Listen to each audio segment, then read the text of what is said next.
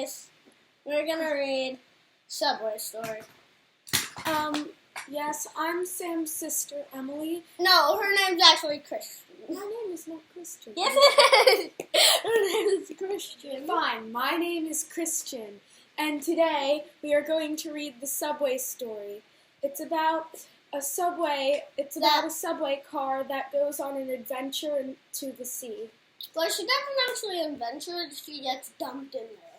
Well, it's an adventure, and it's helping the sea. Yeah. The Subway Story by Julia Sarcone Roach.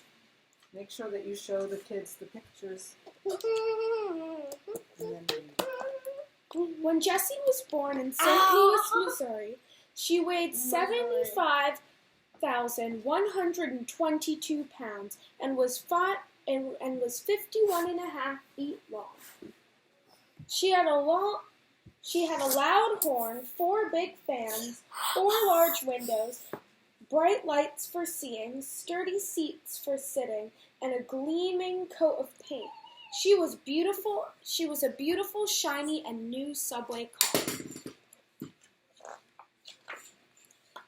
Jessie arrived at her new home in New York City and got to work right away.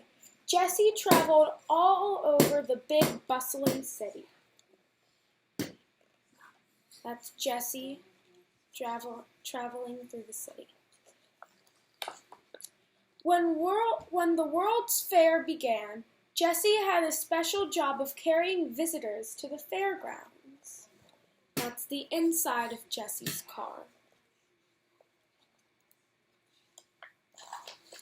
Sometimes Jessie helped carry unusual things. She made sure to go slower around the curbs so everyone and everything arrived safe.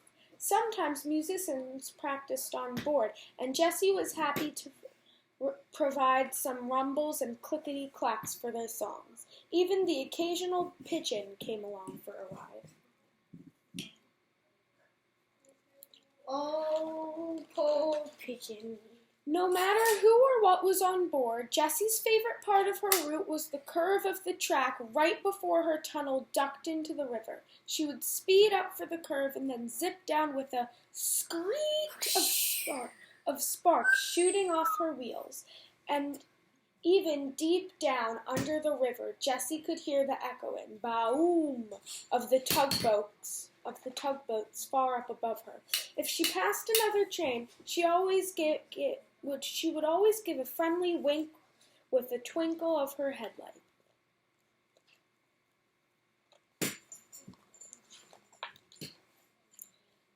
New Light, 1969.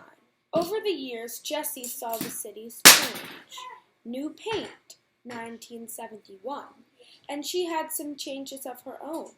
New Window, 1986. New Door, 1978. Her parts got fixed when they broke down. Lots of new paint, 1986. She even got to change colors. Ta-da! I'm sorry, I blocked your pictures. Yes. But when Jessie got older, a new coat of paint couldn't hide the cracks in her seats and scratches and scuffs on her windows and floors. Still, she kept working as best she could through the springs and summers and falls and winters. So now Jessie got painted red. She got painted red and she really looked like an old cardboard train. Another spring came and Jessie noticed more new shiny silver trains running on the tracks. By summer, Jessie's fans were just not strong enough to keep her passengers cool, so newer air-conditioned trains took over her route during the summer months.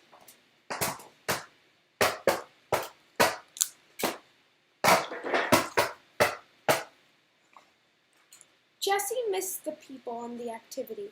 She was always glad when fall came and she could go back to work.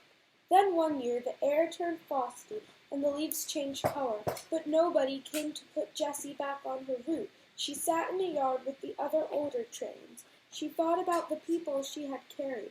Did they notice that she was gone? One day, workers came and moved Jessie inside. When they began removing her fans, Jessie was excited. Finally, I am getting fixed, she thought. As they began pulling out her seats and windows, Jessie began to feel much lighter. But then she felt someone unbolting her doors. Wait, she thought, my doors aren't broken. I need them. Instead of fixing her, the people were taking Jessie apart. Off came her lights, her signs, her brakes, and her horn. They washed Jessie over and over again and left her with a group of other cleaned-up subways. The cars were loaded out onto a barge in the river. As the waves got bigger, Jessie felt the breezes whistle through her empty windows. Curious fish peered up at them as the barge moved into the open ocean. Will I ever get to see my city again? Jessie nervously thought.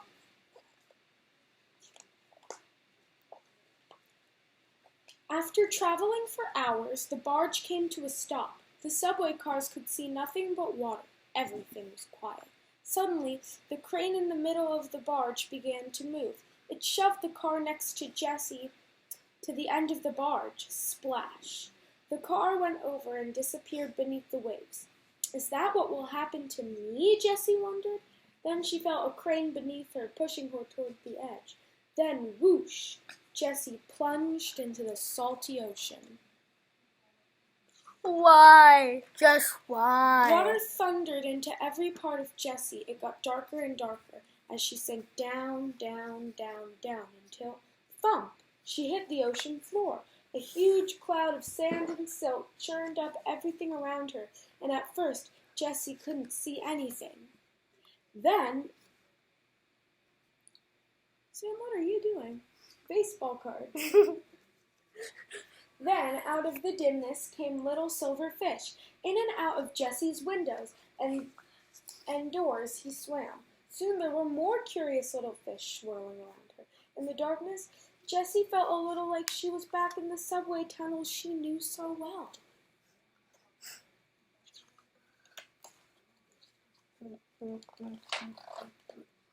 Over the next few days, more fish decided to move in and live with Jessie. In the following weeks, shellfish settled inside, and plants began to grow all over her. The bigger fish from the deeper parts of the ocean came to feed on the smaller fish. Sometimes a dolphin or a turtle would stop by to visit. 1987. Now Jessie lives on the ocean floor. Tiny creatures called coral cling to the same poles that people held onto when Jessie had lived and worked above ground. Hundreds of fish dart through the doors that people had once used.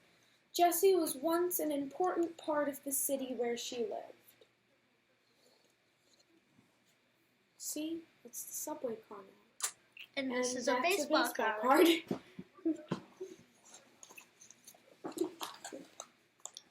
And now a whole city lives inside her. Yeah. The end. The end.